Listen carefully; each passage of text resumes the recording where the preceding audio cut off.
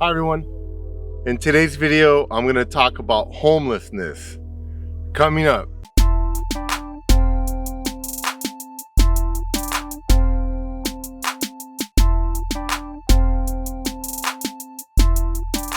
Hi everyone. This is Ernesto from AttaBoyCowBoy, and on this channel we give you health and wealth tips to help you be successful.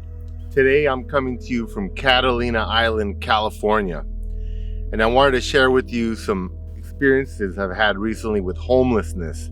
Now, as I walked around this island here, it's pristine. There's no homeless people.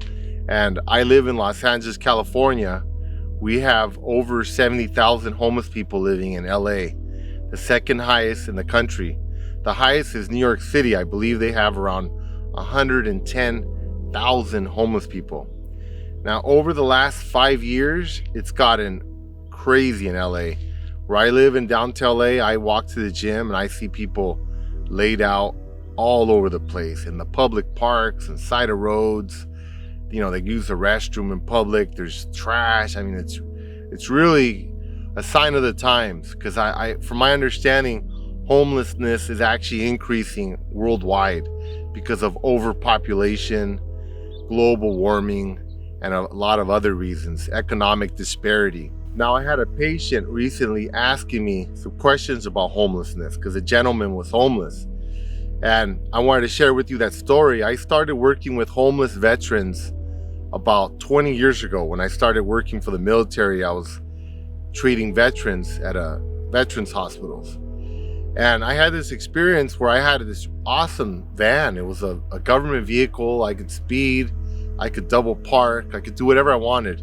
And I couldn't get any tickets because it was a government vehicle. I had government license plates, so it was really awesome. The hospital gave me the privilege to drop veterans off if I wanted to, like on my way home or while I was running an errand or anything like that. Typically, it's against the rules to take patients with you in your vehicles, but in this case, they would allow it. So I took this really cool guy with me down to downtown LA. He said he wanted to ride home. So we drove to downtown LA from West Los Angeles, a really nice part of town called Brentwood. It's actually the most expensive area of Los Angeles. And we got to a place that's really famous. It's called Skid Row, Los Angeles. It's where we have the highest concentration of homeless people. And the guy told me to pull over, and he said, okay, I'm here.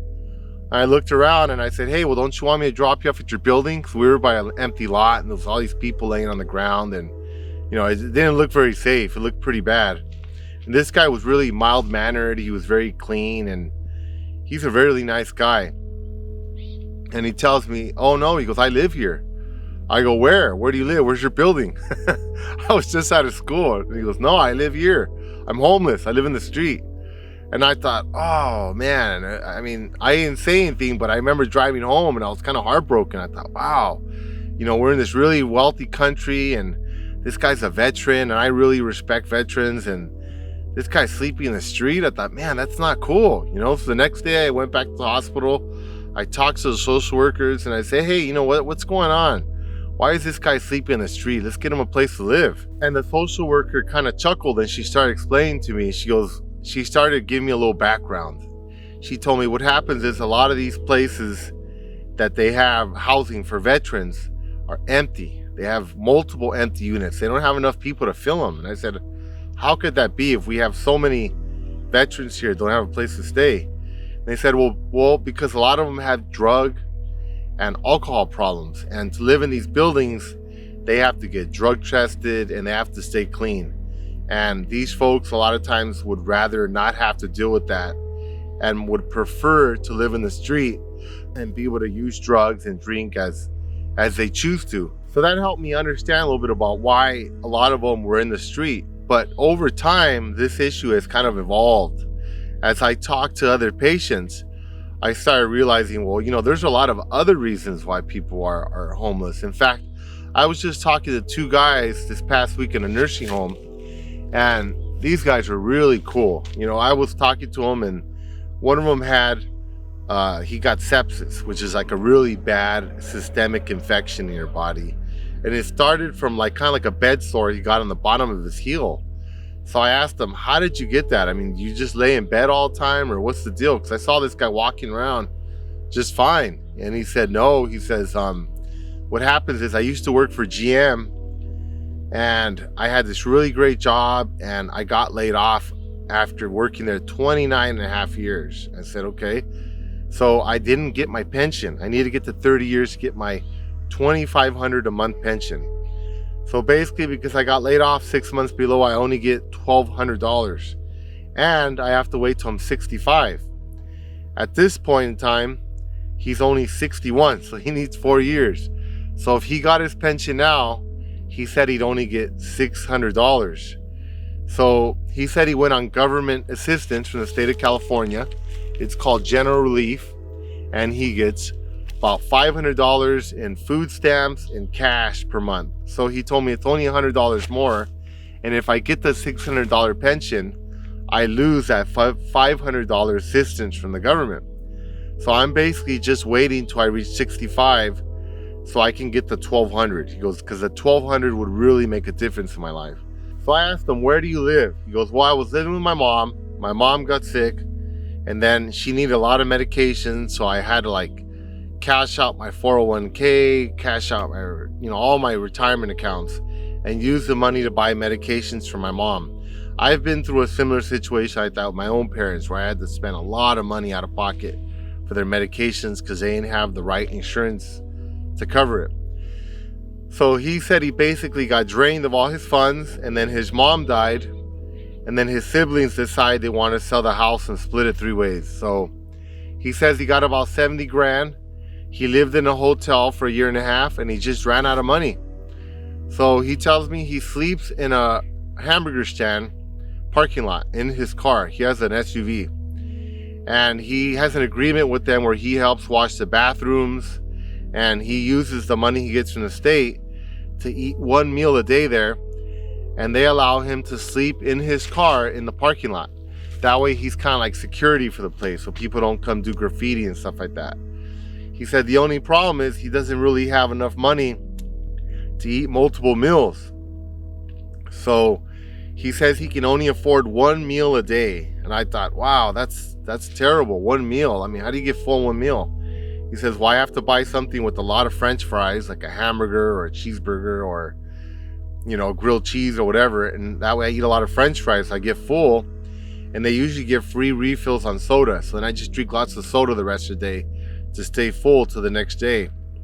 So he eats a really poor diet, and he has to sleep sitting up. And because he's sitting up for so long, the blood pools a lot in your legs. So he got sores in the bottom of his heels.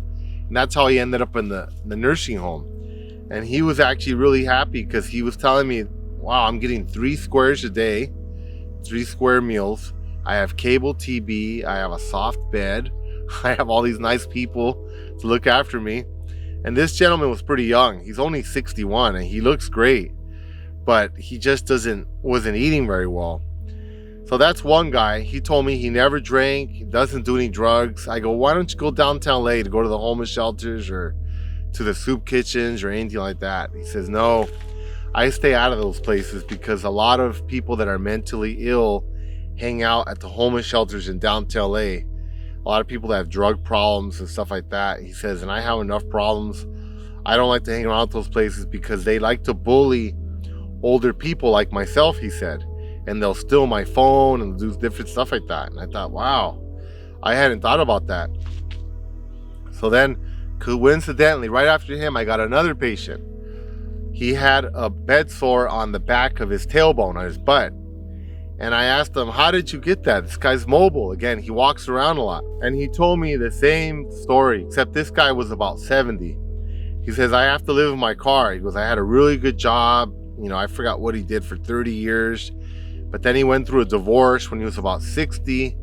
And his wife got a lot of the things that he had, his house and everything else. He got left with nothing. So he started living with his mom. Same thing. His mom passed away. He ended up living in his car. But he has different strategy. He eats about 2-3 times a day, but he tells me that he has to go eat at the dollar menus. So he'll go get like 2 99-cent chicken sandwiches for breakfast, hamburgers for lunch, and maybe, you know, 1 or 2 hamburgers for dinner, and a coffee, because he gets free coffee at wherever place he goes. So again, he's eating a really poor diet. The thing I saw in common with both of these guys is that they're not eating fresh fruits and vegetables. So I asked them, why don't you get fruits and vegetables? Because that's going to give you vitamin C. And vitamin C is one of the only nutrients that does not get stored in your body. So you can store like vitamin E and vitamin D and some of the other vitamins and minerals you need and use them as needed if you don't eat something that has it every day. But vitamin C does not. You cannot store it. So you have to eat something that is fresh every day, because vitamin C is heat sensitive. So if you cook some broccoli, or, you know, cook some whatever, some peaches, and you eat that, there's probably not any vitamin C left in it because you killed it with the heat. So I suggested to them that if you're going to be homeless, live in a car, in the street, or whatever, you should go to a dollar store or supermarket and get a bag of oranges, or get a bag of apples or something like that, or a bag of carrots, something that will keep, and eat a few of those every day. That's going to give you a lot of vitamins and minerals that you need to prevent skin breakdown and prevent a lot of other ailments that I see that homeless people get, because they eat a lot of processed food, a lot of meat, a lot of bread, a lot of stuff that doesn't have a lot of nutrition in it. So they end up with vitamin deficiencies and other types of ailments that are related to having a poor diet. So this second guy, he told me that he basically just sits in his car all day. I go, what do you do? He says, well, I use my phone to watch TV. I watch YouTube. That's like my cable TV. I plug it into my car, and I have like a towel that I put over my head, and the smartphone, so that way people don't see the light at night. Because if I park in a neighborhood or something like that, he goes, the people call the police, they make the police move me, and the police keep moving you. You get harassed a lot. I said, well, why don't you go hang out in the park? He goes, both of the guys said, I do sometimes. The problem is, if I go lay on the grass, the ants start crawling on you. I thought, oh yeah, that's right. He says, so you can't lay there either. So you're pretty much stuck trying to sit back in your car seat. Another thing I would suggest, if you have the means to get a car and you're gonna be homeless, get like an SUV or something that has a camper so you can lay down flat. That's gonna prevent you having to sit and sleep, because that's gonna cause a lot of circulatory problems in your lower body. So I recommend this a lot to my homeless patients. I told them, try to make sure you're laying somewhere where you're flat. Get a cushion or a mat or something like that. I see patients that sleep on the sidewalk and they have cardboard. You know, it's really heartbreaking to hear a lot of these stories. It really makes me sometimes it makes me want to cry, to be honest with you, because it's been really cold here in LA. It drops into the 40s sometimes. And I've actually slept on cement before, on sidewalks, and I was backpacking through Europe, and it was really cold, and it hurts. It hurts your bones, because your bones, when you lay on concrete, they get pressed up against the cement, and it can be really painful. When it's cold, oh man, it really hurts. So these folks, what they'll do is they'll get a bunch of cardboard and stack them up, and then lay on top of that, so that they kind of makes a barrier between the cold cement and your body. Otherwise, the cold cement radiates cold to your body, and you get even colder. So I suggested to my patients is to try to find a place where they can lay flat, and then again, like I said, to get some fresh fruits and vegetables, pears, apples, something that keeps, and eat at least 1 or 2 or 3 a day to supplement your diet, to make sure that you're eating things that are healthy. Because when I ask patients, well, why don't you buy a loaf of bread and some peanut butter and jelly or something like that, they tell me, you know, doc, if I spend $10 on a loaf of bread, peanut butter, jelly, I make a couple sandwiches, I'm good for a day. Then after that, the bread gets all smashed in my bag. You know, the jelly gets weird because it's not refrigerated. I go, okay, I get it. And I don't want to eat that for 2-3 days, you know, and it starts getting nasty. So they'd rather go spend $2 on a hamburger, you know, a couple of dollar hamburgers or something like that, to try to survive. So anyway, homelessness is a fact of life, and it's going to get worse because of overpopulation.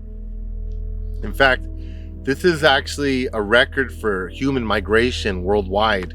When you look at TV and you hear this stuff about the Syrians moving and, the Central Americans coming to the United States and rushing the border and all this kind of stuff, they talk a lot about the political reasons why people are doing this, but they're not really talking about the environmental. And the environmental reasons are actually just as significant as the political or geopolitical issues. A lot of these folks that are coming up to the United States from Central America are coming up because they've had a drought for several years and they're not able to grow food. They live in agrarian economies. So whether or not you like it or not, that's one issue. But when I get hungry, I like to eat. And I'm sure most of you are the same way. So you're going to see this type of migration. It actually is happening throughout the earth. In the Middle East, they had drought for about 7 years. And that led to the Arab uprising when Libya toppled, Gaddafi, and a lot of these countries started changing leadership, even in Egypt. They talk about the Arab uprising. They didn't talk about the issues related to global warming, the drought.